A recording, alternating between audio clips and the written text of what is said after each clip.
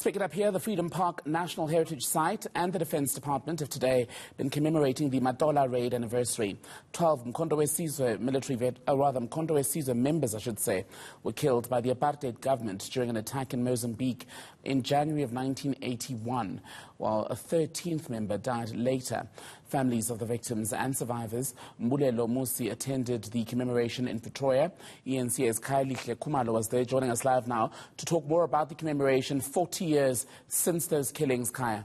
Exactly, Tembagile, and most importantly, there's a context to this. You go back to the 14th of February 1981, so when they were buried, where the fallen heroes were buried in Mozambique, that's where there was a declaration of the Day of Friendship between South Africa and Mozambique. But it was a very somber occasion, really, as the families were remembering their loved ones, but also, most importantly, the Freedom Park using the opportunity really to make sure that we pay homage to these gallant freedom fighters. So we got an opportunity to speak to one of the survivors, and this is what he had to say. Future generation like my son should know the truth and make sure that they understand where we come from. But even more importantly for me, these cadres belonged to the African National Congress. These cadres belonged to Umkhonto weSizwe. And what's going on in the ANC now, in the Umkhonto weSizwe, is quite worrying. Because these are cadres who taught us that, in the spirit of what the ANC has taught us, especially Oliver Tambo. When I left the country, I was only 18 years old. I'm 63 years now. One thing and one message he taught us, that it is important to have an African National Congress that's united. Kylie, talk us through the significance of Freedom Park as a venue for today's commemoration.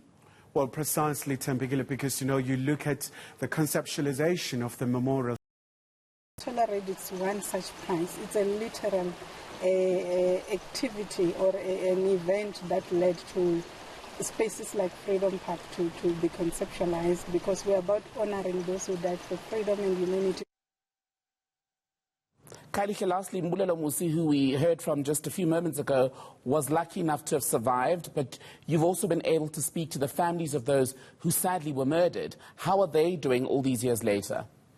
This is always a very sad time for the families, because now they go back to the history. They get to relive those moments where, they got that very terrible phone call that so-and-so has passed away. So this is quite a very sad time for them. But they do appreciate the gesture from these key institutions so that their memories, live forever. And of course, it's a very symbolic area, having all the names inscribed in the wall of remembrance and really just saying these are the heroes who really made sure that South Africa is free today, and the freedom did not come, in a free platter, as it were, but it was, quite a very bloody war, as it were. And we got an opportunity to speak to one of the family members who was there representing the family.